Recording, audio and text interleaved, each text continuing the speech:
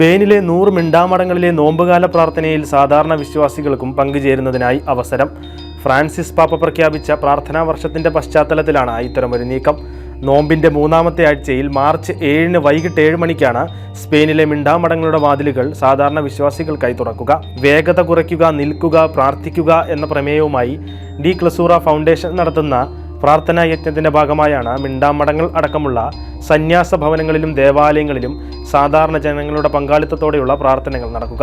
Poor Clares, Franciscan, Conceptionist, Carmelites of the Ancient Observance, Discalced Carmelites, Augustinians, Colettine Poor Clares, Cistercians, Bridgettines, Benedictines, Canossians, Visitation Sisters, Dominicans, Mercedarians, Jeronimites, Comendadoras de Santiago തുടങ്ങിയ സന്യാസ സമൂഹങ്ങളും ഈ പ്രാർത്ഥനയിൽ പങ്കുചേരും.